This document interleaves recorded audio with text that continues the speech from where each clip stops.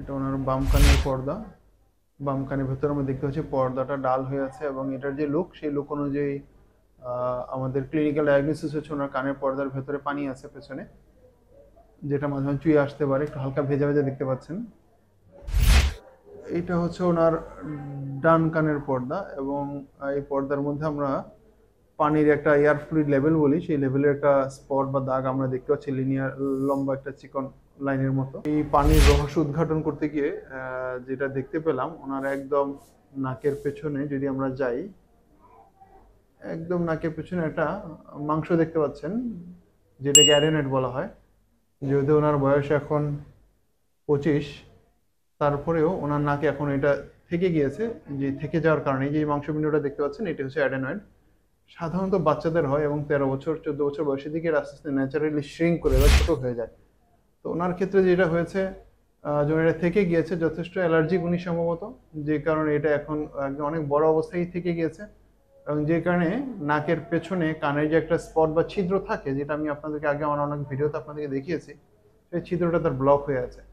এবং একমাত্র এই কারণেই ওনার নাকের কানের ভেতরে পানি জমে আছে, এবং এই সব সমস্যাটা, কান ভার ভার লেগে থাকা, তব্দ দিয়ে আসা, বা কান স্তব্ধ হয়ে যাওয়া খুব ফ্রিকুয়েন্টলি, এটা ওনার এই একটা মূল কারণ হচ্ছে তার এই অ্যাডেনয়েড।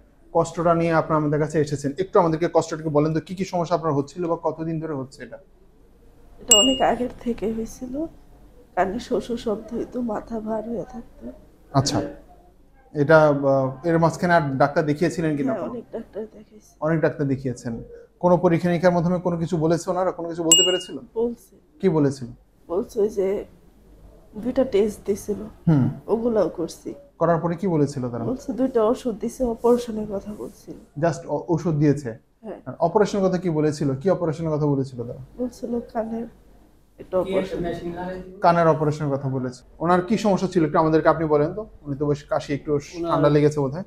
ওনার ওই যে কানে আর ওই নাকের সমস্যাটাই। কানে আর নাকের সমস্যা। হ্যাঁ, ওই কিছু মানে অল্প কিছু তাহলে মানে কান মাথা মতো ভার হয়ে যায়, আর ভার হয়ে অস্থিরতা বেশি অস্থির হয়ে যেত উনি। অস্থির হয়ে যায়। কানে ভার হয়ে যেত, তব্দ লেগে যেত। হ্যাঁ, আর ভেতরে শোষ হয়। বৃষ্টির আওয়াজ বা কোনো শব্দ, গান বাজনা মানে এটি হইলেও ওনার মানে অস্থিরতা বাড়ে, উনি অস্থিরতা বেড়ে যেত। হুম। পরবর্তীতে ডাক্তার দেখিয়েছেন অনেক। হ্যাঁ, অনেক এই সমস্যার জন্য কোনো সমাধানের কথা বলেছিল কিনা আপনাদের? সমাধানের কথা বলছিল, কিন্তু ওটা মানে ওষুধ বেশিরভাগই ওষুধে ই করতো। ওষুধ দিয়েছিল। ওষুধ কি বলেছিল, রোগ কি হয়েছে এটা কি বলেছিল? মানে এই রোগের কথা বলেনি। রোগের কথা বলতে পারেনি? না, বলতে পারেনি। কিংবা আপনাদেরকে এভাবে দেখিয়েছিল কিনা? আমরা যে আজকে ওনার নাকের অবস্থা দেখলাম, কানের না, অবস্থা এইভাবে দেখিয়েছি? না, এইভাবে এইভাবে কখনো দেখতে পারেনি? আমরা ওনার যে অবস্থা দেখলাম নাক, কানের ভেতরে, আপনিও দেখলেন যে কানের ভেতরে ওনার পর্দা ভালো আছে, কিন্তু পর্দার ভেতরে কিছু পানি বা লিকুইড জমে আছে, এবং এটার মূল একটা কারণ হচ্ছে ইউস্টেশিয়ান টিউব বলি আমরা, সেই টিউবটা ব্লক হয়ে যাওয়ার কারণে ওনার এই সমস্যাটা হচ্ছে, এবং এটা বারবার কিছুদিন পর পরই হচ্ছে। এই ইউস্টেশিয়ান টিউবটা ব্লক হওয়ার মূল কারণ হচ্ছে তার নাকের পেছনে একটা মাংস আপনাদেরকে দেখিয়েছি, অ্যাডেনয়েড, যে অ্যাডেনয়েডটা হয়েছে। মূলত অ্যাডেনয়েড আসলে ছোট বাচ্চাদের রোগ, বা অ্যাডেনয়েড সাধারণত বাচ্চাদের বেশি হয়। এই বয়সে অ্যাডেনয়েড আমরা খুব কম পাই, খুব ফ্রিকুয়েন্টলি বেশি পাওয়া যায় না। ওনার এই অ্যাডেনয়েডটা অনেক বড় থাকার কারণে কানের একটা ইস্টেশন টিউবের একটা ওপেনিং বা একটা মুখ আছে, যেটা নাকের পেছনে থাকে, সেটা ঢেকে গিয়েছে। ঢেকে যাওয়ার কারণে ওনার ফ্রিকুয়েন্টলি কান দিয়ে ঠান্ডা লাগে, কানের ভেতরে পানি জমে, কানের ভিতরে এই সমস্যাটা হচ্ছে, এবং দীর্ঘদিনে থাকার কারণে ওনার কানের শোনার ক্ষমতাটা কিছুটা কমে আসছে।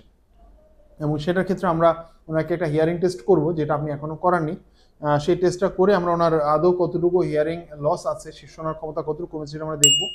এবং আমরা আশা করছি ওনার এটা সমাধান এখন প্রথম কাজ হচ্ছে ওনার যে নাকের পেছনে মাংসটা দেখলাম আমরা, সেই জিনিসটাকে এখান থেকে সরাতে হবে, এবং অ্যাডেনয়েড যেটাকে আমরা বলছি, এটাকে টোটালি রিমুভ করতে হবে। ওনার কানের ওই ছিদ্রটা, ইস্টেশন টিউব, এটাকে ফ্রি করে দিতে হবে, এবং তার পরবর্তীতে ওনার কানের যে পানি জমে আছে, পর্দাকে ছিদ্র করে সেই পানিটাকে বের করে দিতে হবে। বের করে ওখানে পর্দার মধ্যে ছোট 2টা ডিভাইস আমরা দিয়ে দিব। এর পরবর্তীতে যখন কান শুকিয়ে যাবে আস্তে আস্তে করে, আমরা আশা করছি যে ওনার এই যে কান ভারবার হয়ে যাওয়া, কিছুদিন পর কান ব্লক হয়ে যাওয়া, এই কষ্টটা ইনশাল্লাহ কমে যাবে। এটা হচ্ছে ওনার বর্তমান যে অবস্থা দেখছি, সেই অনুযায়ী এটা সিদ্ধান্ত। ঠিক আছে ইনশাল্লাহ। আর আশা করছি যে আপনি যে সমস্যা নিয়ে আসছেন, আমরা সমস্যাটা ধরতে পেরেছি বলে আমরা বিশ্বাস করি, এবং আমরা আশা করি যে আমরা যে প্ল্যানিং করছি, যদি এই প্ল্যানিং অনুযায়ী আমরা আগাতে পারি এবং আল্লাহ সাহায্য করেন, তাহলে ইনশাল্লাহ উনি ওনার কষ্ট ইনশাল্লাহ কমে যাবে ও চলে যাবে। ঠিক আছে ইনশাল্লাহ। আর আপনাকে কিছু নিয়ম বলবো, যে আপনি একটু ঠান্ডা থেকে দূরে থাকবেন, আমি সামান্য কিছু ওষুধ দিয়ে রাখবো, সেই ওষুধগুলো কন্টিনিউ করবেন। ঠিক আছে? আর নিজের আলোচনা করে আপনাদের অপারেশনের ব্যাপারে যে ধরনের সিদ্ধান্ত আমরা আপনাদেরকে উপস্থাপন করবো, সেটা আপনারা নিজের আলোচনা করে সিদ্ধান্ত নিয়ে আমাদের সাথে যোগাযোগ করবেন। ঠিক আছে ইনশাল্লাহ। আসসালামু আলাইকুম।